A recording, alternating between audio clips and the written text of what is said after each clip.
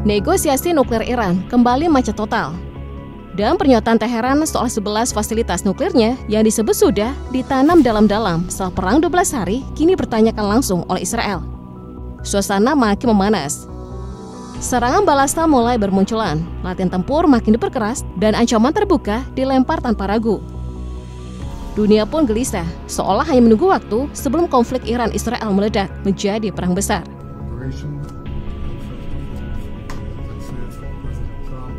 Dari Teheran, kini muncul satu pesan yang tak perlu diterjemahkan.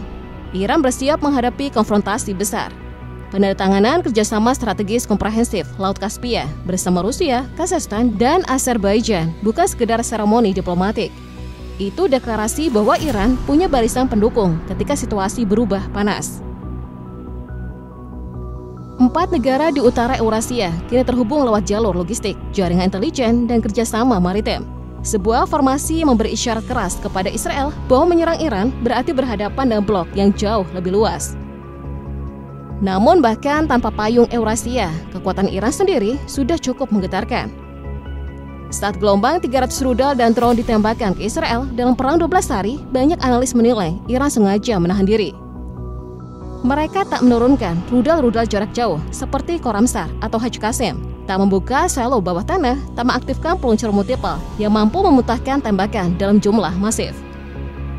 Rudal menengah seperti Dashful dan Jahad, drone penyerang besar, dan wahana siluman pembawa bom pun tidak ikut diluncurkan. Serangan itu lebih mirip percobaan tembak ketimbang unjuk kekuatan penuh. Bila seluruh unit rudal Iran dilepas bersamaan, negara itu memiliki kemampuan untuk melepaskan bukan ratusan, tetapi ribuan misil dalam satu gelombang. Dan bila suatu hari rudal-rudal tersebut membawa muatan nuklir, itu berarti bencana total bagi Israel. Sejak 18 Oktober 2025, Iran tidak lagi diikat oleh pembatasan nuklir PBB. Segala larangan soal ekspor senjata, rudal, dan proyek nuklir telah gugur. Kini Teheran bergerak bebas, membangun fasilitas baru jauh di perut pegunungan Zagros, termasuk kompleks misterius di Pinkex Mountain yang tak bisa lagi diperiksa IAEA. Dunia hanya bisa menebak apakah di sana Iran sedang menyiapkan tenaga nuklir atau senjata nuklir. Dan ketegangan kian meningkat dengan munculnya laporan baru, impor 2.000 ton sodium perklorat dari China, komponen penting untuk bahan bakar rudal balistik. Ditambah mendaratnya pesawat kargo raksasa AS-124 Rusia di Iran membawa muatan sensitif. Jika benar isinya adalah komponen UAV, suku cadang rudal, atau sistem tempur lain, maka Rusia secara langsung memperkuat arsenal Iran. Belum cukup sampai situ, 62 kontainer milik Rusia kini melintasi jalur kereta menuju Iran, membuka rute logistik baru yang tidak bisa disentuh sanksi Barat.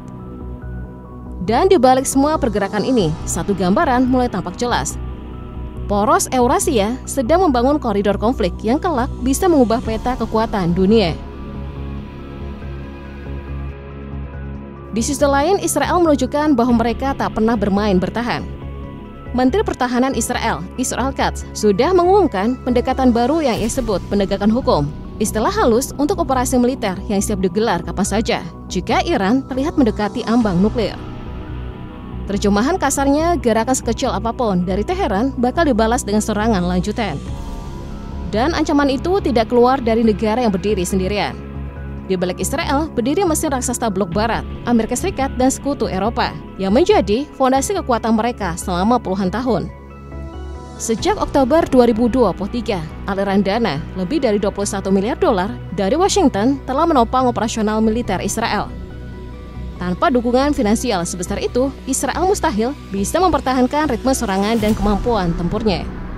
Eropa pun mulai masuk gelanggang. Inggris, Prancis, dan Jerman telah memicu mekanisme snapback, langkah hukum yang otomatis menghidupkan kembali sanksi PBB terhadap Iran karena dianggap melanggar komitmen nuklir 2015. Sanksi ini jauh dari ringan, pembekuan aset, pembatasan perjalanan internasional, hingga pemutusan rantai ekspor-impor komponen nuklir.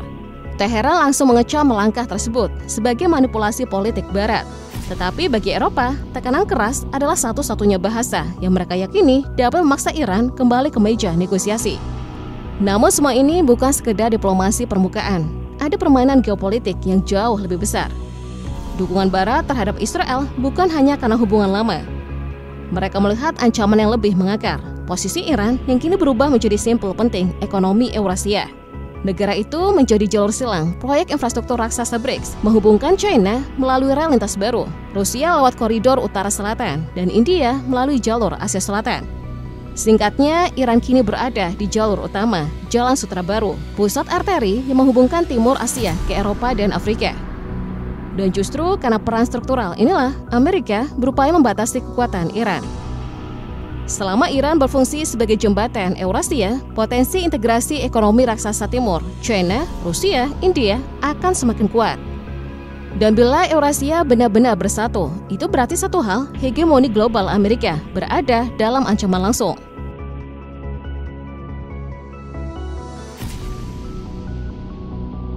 Di tengah eskalasi yang terus memuncak, satu hal mulai terdengar dari dua kubu yang saling berhadapan. Para pejabat Iran dan pakar keamanan Israel sama-sama mengakui bahwa sebuah perang besar bukan lagi pertanyaan apakah, tetapi kapan. Anggaran militer Iran dipompa habis-habisan dan laporan intelijen menggambarkan negara itu sedang melakukan persiapan skala penuh, dari pengerahan rudal jarak jauh hingga simulasi serangan balasan masif. Namun Teheran paham kekuatan saja tidak cukup. Karena itu mereka mulai melirik payung keamanan yang baru dibentuk Pakistan dan Arab Saudi, fakta pertahanan yang kini menjadi bahan pembicaraan dunia. Di permukaan terlihat seperti diplomasi biasa, tapi bagi komunitas intelijen ini potensi pergeseran kekuatan yang bisa mengubah arah sejarah. Yang membuat fakta ini menakutkan adalah asasnya keamanan kolektif. Serangan terhadap satu negara dianggap serangan terhadap seluruh anggota, cermin dari pasal 5 NATO. Jika Iran memutuskan untuk bergabung, tiga negara kunci Muslim, Iran, Pakistan, dan Arab Saudi akan berada di bawah payung pertahanan yang sama. Itu bukan lagi perubahan kecil, tapi perombakan total lanskap kekuatan di Timur Tengah dan Asia Selatan. Namun langkah itu juga membawa risiko. Jika konflik pecah, dunia akan langsung terseret dalam badai yang lebih luas. Harga minyak melonjak tak terkendali, jalur energi dunia terhenti, pasar global terguncang dalam hitungan hari. Peringatan itu sebenarnya sudah disampaikan langsung oleh Komandan IRGC. Kami tidak berniat menutup Selat Hormuz, tetapi jika kami dipaksa, kami akan melakukannya. Dan dunia tahu itu bukan retorika kosong. Hampir 1/5 minyak global melewati jalur itu. Jika Hormuz tersumbat, harga minyak akan meledak, inflasi merajalela, dan ekonomi dunia bisa terhenti mendadak. Walau begitu, Iran tetap mengatakan mereka memilih diplomasi. Mereka menuduh Amerika memainkan dua wajah, bicara damai sambil memperketat sabotase, sanksi, dan operasi bayangan. Teheran menegaskan program nuklirnya untuk kebutuhan energi, bukan membuat bom. Namun mereka juga mau berpesan yang tak kalah tajam. Jika kami diserang lagi, kami akan merespon. Dan disinilah dunia berdiri sekarang, di tepi jurang, dengan percikan kecil saja bisa berubah menjadi nyala besar.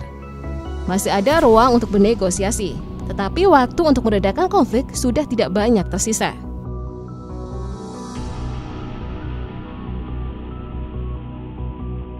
Apa yang terjadi sekarang bukan lagi sekedar tarik-menarik antara Israel dan Iran, melainkan pergeseran arus sejarah yang mencoba menentukan masa depan kawasan. Apakah dunia bergerak menuju meja perundingan atau justru meluncur ke jurang konflik besar? Israel berdiri dengan sandaran kuat Amerika dan sekutu baratnya, sementara Iran percaya bahwa momentum, waktu, dan perubahan geopolitik global kini ada di pihak mereka.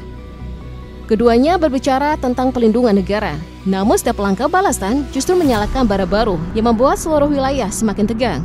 Selat Hormuz menjadi penanda betapa rapuhnya stabilitas dunia.